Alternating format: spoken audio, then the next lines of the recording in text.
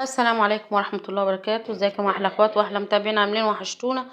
النهارده فطار برضو على حد ما اقتصادي وسهل وبسيط بامكانيات بسيطة. صينية مكرونة بشاميل ودي قطايف انا عملتها هنزلها لكم برضو في القناة. ده عصير جوافة وعصير التمر اكيد معنا على طول شهر رمضان، وصينية بطاطس بالكفتة. ده كله عملته من نص كيلو لحمة مفرومة. كده هوريكم ايه عملنا ايه. كده الاول طريقة المكرونة البشاميل. 3 بصلات مفرومين ناعم في الكبة، واحط وهقلب فيهم كده لحد المية بتاعتهم ايه ما تنشف. اللهم صل وسلم وبارك على سيدنا محمد وعلى اله وصحبه اجمعين. النهارده عملنا فطور يعني بسيط كده واقتصادي، يعني لحد ما نص كيلو لحمه مفرومه عملت منه وصفتين. يا رب يعجبوكم واللي عايز يعملهم يجربهم كده. ان شاء الله هيعجبوكم باذن الله. كده انا نزلت بالسمنه على البصلايه. آه يعني هو كده باين لكم السمنه كتير بس هي مش كتير يعني. بحبها كده تكون حلوه وجوسي. آه كده هقلب السمنه مع البصل، هديله كده تشويحه حلوه مع بعضيها. واللهم صل وسلم وبارك على سيدنا محمد وعلى اله وصحبه اجمعين. ادعموني يا جماعه عشان القناه تكبر كده وتتشاف، واللي يحطوا له لايك للفيديو. نزلت كده بحته فلفل انا مفرزاه فرماه برضو في الكبه وفرزته، ورشه السكر بتاعت اللي هي على البصلايه على طول، وهقلبهم مع بعض كده لحد ايه ما تدبل. تمام. هفضل اقلب فيها كده لحد ما البصلايه ما تدبل، وهنزل ايه باللحمه المفرومه. ده كده انا كان نص كيلو، اخدت منه حته عملت اللي هي الكفته، والباقي كده بعمل بيه هي المكرونه ايه البشاميل، عشان في حد عندي ما بيحبش المكرونه البشاميل وكده، فعملت ايه طاجن كفته بالبطاطس برضو هيعجبكم ان شاء الله. كده بقلب في البصلايه مع اللحمه المفرومه لحد كده ما تدبل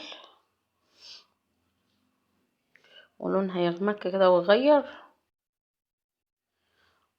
اهو كده. بصوا وصلنا للون ده. هو كده هنزل كده بالتوابل عليها. هحط 7 بهارات ولها وبهار لحمة بس، ما بحطش اي حاجة تاني. 7 بهارات وبهار لحمة، وما عندكيش بس 7 بهارات برضو بهار اللحمة بيكفي ان شاء الله وبتطلع حلوة برضو. انا الطريقة دي بعملها، وهنا حطيت الملح. انا الطريقة دي بعملها في البشاميل. كل اللي الصراحة اللي كلها من تحت ايدي عجبته جدا، ولما حد يعني بيحب ياكلها بيطلبها مني بعملها له والله. بقلبهم كده مع بعض. انا حطيت 7 بهارات وبهارات لحمة وملح وفلفل بس، وهقلب كده مع بعضيه و... وبعمل لها طماطمتين كده مبشورين برضو، بتطريها كده مش بتبقى مفرولة، بتخليها جوسي كده وطعمها حلو جدا. التسبيكة بتاعت الطماطمية بتخليها حلوة كده. انا هنزل بالطماطمتين هما برضو فرمتهم في الكبة او تبشرهم في المبشرة. وهقلبهم كده مع بعض وهسيبهم يتسبكوا مع بعض، وهنكمل صينية المكرونة. ويا جماعة حطوا لي اللي شاهد الفيديو حطوا له لايك لان اللايك بيعلي الفيديو كده والقناة هتتشاف بيه ان شاء الله. كده انا هعمل البشاميل. حطيت سمنة في الحلة وهنزل عليها بالدقيق.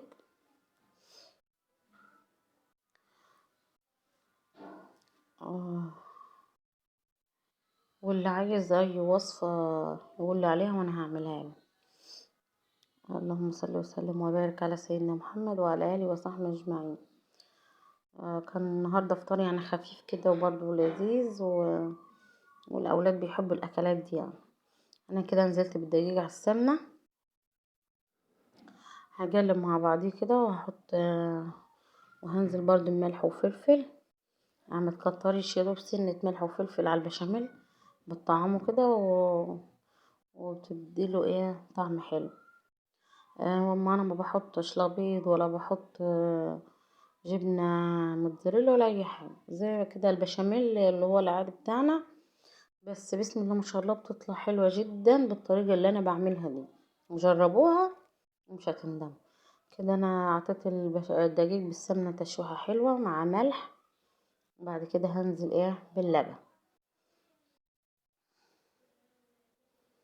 وايدك كده على طول تقلبي كده فيه على طول، عشان ما يكلكعش منه.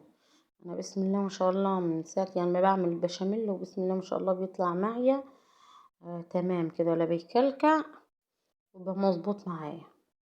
وبعمله خفيف كده مش تخين، اللي هو لا خفيف ولا تخين، مظبوط قوامه بيكون مظبوط كده. كان البشاميل كده لف معايا وقوامه مظبوط معايا. كده هنقفل صينيه المكرونه. انا كنت كده سلقت المكرونه، طبعا كله بيعرف شاطر بيعرف يسلق المكرونه ويصفي. انا سلقت المكرونه وصفيتها، وهنزل بطبقه من المكرونه في الصينيه. المكرونه كانت سخنه والبخار طالع فمشوش على الكاميرا. كده انا حطيت طبقه مكرونه في الصينيه اهو. بعد كده هنزل بخليط اللحمه المفرومه اللي انا عملته اهو. بصوا الطماطم مخليها كده جوس وحلو.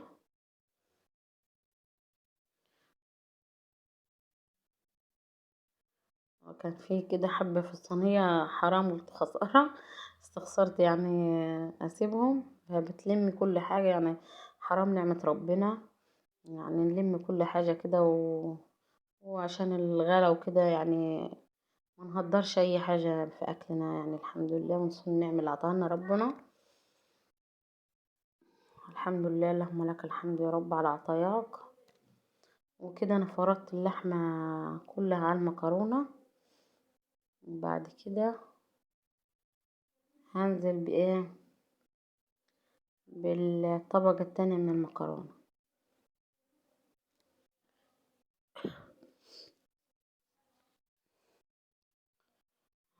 هسوي كده المكرونة كلها، وبعد كده هنزل بالبشاميل. بصوا الطريقة دي حلوة حلوة حلوة يعني بتعجبني.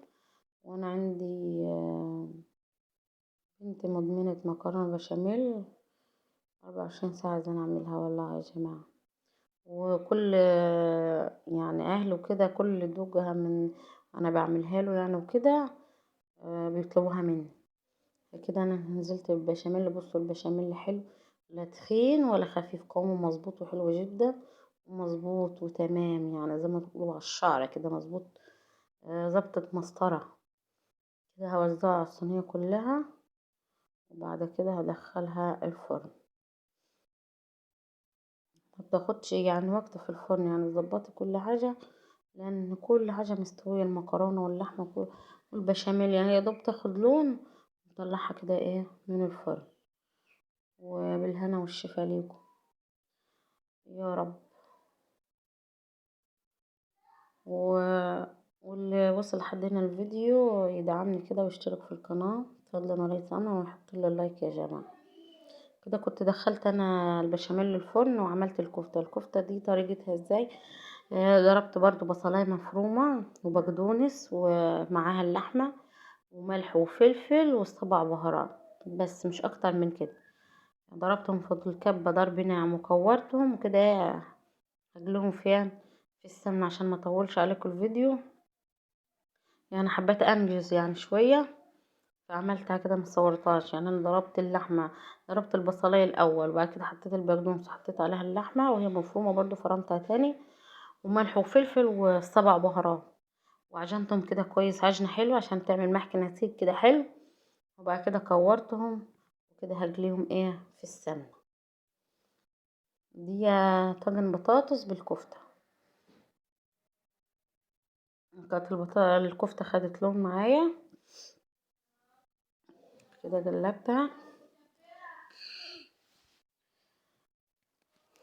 بس الاكل والله العظيم طلع تحفة، وكان عاجب الاولاد وكانوا مبهورين بيه. واللي جرب الوصفات يقول لي، واللي عايز اي حاجة يقول لي عليها. ولسه احنا مكملين ان شاء الله وصفات رمضان باذن الله. شهر مرزق علينا وعليكم كده، وشهر الخير فعلا. لسه هنعمل حاجات فيه تاني حلوة واقتصادية برضو، مش مكلفة يعني، على قد ايدينا لحد ما. كده الكفتة استوت واتحمرت من كل النواحي، طلعتها في نفس الطاسة زي ما هي كده، بالسمنة بتاعتها، ببهارات الكفتة بالمنظر ده. نزلت بالبطاطس مقشراها طبعا وعملتها، قشرتها وعملتها مكعبات كده، وغسلتها غسلة حلوة وشطفاها. هنزل هديها تشويحة في السمنة بتاعت الكفتة دي. يا جماعة الطعم كان تحفة لما اخدت من توابل الكفتة كده، ومنظرها حلو. شوحتها كده في السمنة، واحط معاها برضو الفلفل.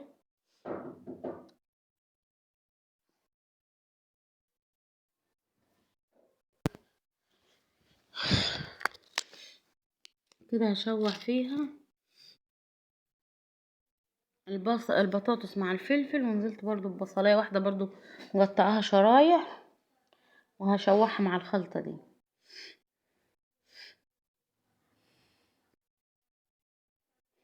وحطيت الملح،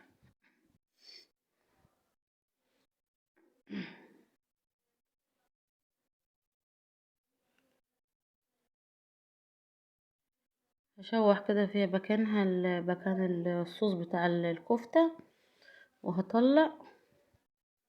وبعد كده هنكمل مع بعضنا الوصفة. بس طلع طاجن بطاطس بالكفتة طعمه خطير. لسه مكملين مع بعض ان شاء الله وصفات حلوة، واللي عايز حاجة يقول لي عليها ونعملها له ان شاء الله. في نفس الطاسة بعد ما طلعت البطاطس نزلت بايه، بأربع طماطم مضروبة في الخلاط. هسيبها تتسبك كده. حطيت ملح معاها ومرقة دجاج،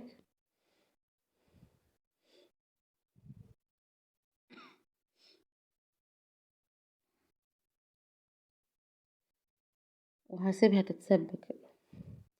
اول ما تتسبك هنزل عليها ايه بالخلطة دي كلها.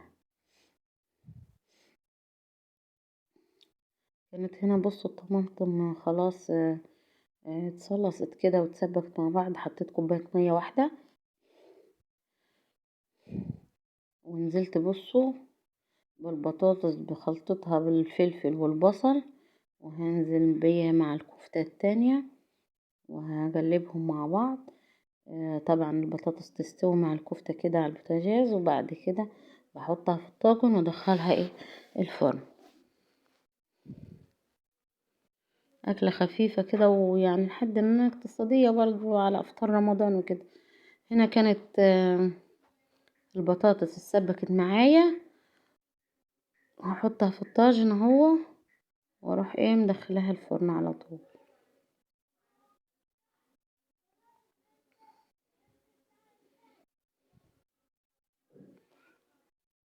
اهو. بس كده بصوا المنظر يتحدث عن نفسه يا جماعة. بصوا الريحة والبخار طالع كده، وكانت الريحة تحفة. انا عايزة اقول لكم ان يعني الاكل جاهز على الاذان على طول، والعيال جنوني. كده حطيته في الفرن. بص بعد ما طلع من الفرن هو المنظر يا جماعة، وبيبقلل كده وبيغلي. حلو حلو يعني، اللهم بارك، اللهم صل على النبي يعني. كان طعمه تحفة وخطير. جربوه هيعجبكم. وبصوا يا جماعة ده كان منظر الأكل بعد ما طلع. ده طاجن البطاطس طبعا بعد ما طلع، ومع المكرونة البشاميل. بصوا كان طعمها تحفة، والمنظر يعني برضو يتحدث عن نفسه. ودي قطايف انا عملتها كيلو ونص طبعا، بس هنزلها في القناة ودي عصير جوافة وعصير تمر معتمد عندنا على طول في المغرب، لازم يكون فطار في الفطار. وكل سنة وانتم طيبين، وحطوا له لايك واشتركوا في القناة.